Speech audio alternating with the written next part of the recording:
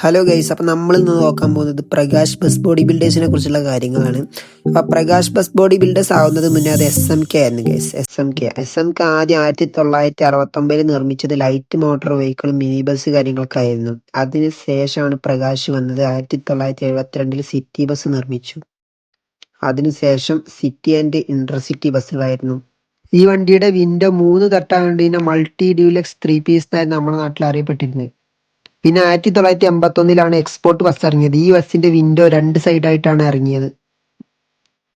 അങ്ങനെ ഇരിക്കെ SMK Prakash model എന്ന് പറഞ്ഞൊരു വണ്ടി ഇറക്കി 1988. ആ വണ്ടിക്ക് വലിയ മാറ്റം കാര്യങ്ങളൊന്നും ഇല്ലല്ലോ. അതേ ഇയർ തന്നെയാണ് പ്രകാശ് മോഡൽ 2 ഇറക്കിയത്. ഈ വണ്ടിക്ക് ഒരുപാട് വ്യത്യാസം കാര്യങ്ങളൊക്കെ ഉണ്ടായിരുന്നു. വൈപ്പർ കാര്യങ്ങളൊക്കെ മേലെ നിന്നായിരുന്നു. പിന്നെ ഇന്റീരിയർ കാര്യങ്ങളൊക്കെ വ്യത്യാസം ഉണ്ടായിരുന്നു.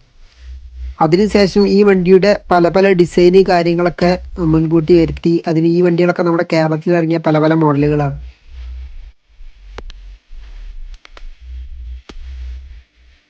അതിനുശേഷം 1991 ഹൈടെക് ബോഡി കൊണ്ടുവന്നത്. വണ്ടിയുടെ വലിപ്പം കുറച്ച് കൂട്ടി, പിന്നെ ഫ്രണ്ട് ഗ്രില്ലായാലും ഒന്നുകൂടെ ലുക്ക് കാര്യങ്ങളൊക്കെ വരുത്തി, ഒരു പ്രീമിയം ലുക്കിൽ വരുത്തിയിട്ടാണ് കൊണ്ടുവന്നത്.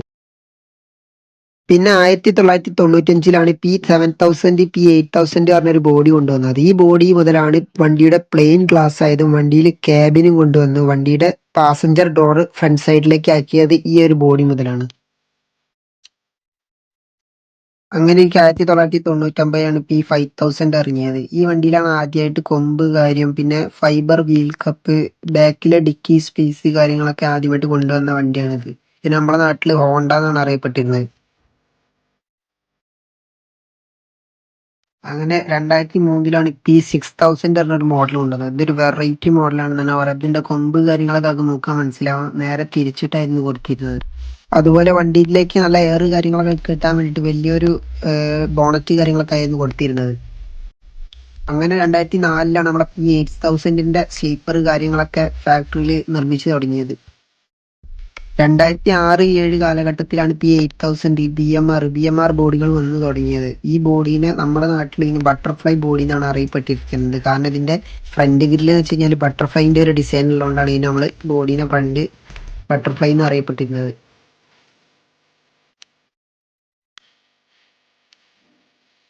അതിനുശേഷം വന്നതാണ് feather body. P8000 BMR feather body എന്ന് പറയും. ഇതിന്റെ മുന്നിൽ ഒരു ലോഗോ ഉണ്ട്. ഫെദറിന്റെ ലോഗോ ഉള്ളതുകൊണ്ടാണ് ഇതിൽ ഫെദർ ബോഡി എന്ന് അറിയപ്പെട്ടിരുന്നത്. പിന്നെ വന്നൊരു മോഡലാണ് P8000 BMR ഓഡി ഫ്രണ്ട്. ഓഡി ഫ്രണ്ട് എന്ന് വെച്ചാൽ വണ്ടിന്റെ ഗ്രില്ലുമിൽ ഓഡിന്റെ ലോഗോ കാര്യങ്ങൾ പോലെ ഡിസൈൻ കൊടുത്തോണ്ടാണ് ഈ വണ്ടിക്ക് അങ്ങനെ ഒരു പേര് കാര്യങ്ങളൊക്കെ വന്നിരുന്നത്. മറ്റേതിനെ അപേക്ഷിച്ച് നോക്കുകയാണെങ്കിൽ ചെറിയൊരു ഡിസൈന് കാര്യങ്ങളൊക്കെ വ്യത്യാസം മാത്രമേ ഉള്ളൂ. അതിനുശേഷം വന്നതാണ് P8000 classic BMR safari front. അങ്ങനെ ഒരു പേര് വരാൻ കാരണം എന്താണെന്ന് വെച്ച് കഴിഞ്ഞാൽ ടാറ്റ സഫാരിയുടെ ഹെഡ്ലൈറ്റ് ആണ് ഈ ഒരു ബോഡിക്ക് ഉപയോഗിച്ചിരുന്നത്. അതുപോലെ തന്നെ ഫ്രണ്ട് കൗളിൽ പ്രകാശ് എന്നുള്ള ലോഗോയും വന്നത് ഫസ്റ്റ് മോഡൽ ഈ ഒരു വണ്ടിയിലായിരുന്നു. അതുപോലെ വണ്ടിയുടെ ബാക്ക് ലൈറ്റിലെ ടെയിൽ ലൈറ്റ് കാര്യങ്ങളൊക്കെ നോക്കുകയാണെങ്കിൽ ഭംഗിയോടുകൂടെ ചെയ്ത ഒരു ബോഡി ഇതിലായിരുന്നു. അതുപോലെ തന്നെ നമ്മുടെ വോൾവോ വൈപ്പേഴ്സ് യൂസ് ചെയ്ത് തുടങ്ങിയത് ഈ ഒരു മോഡൽ തൊട്ട് തന്നെയായിരുന്നു.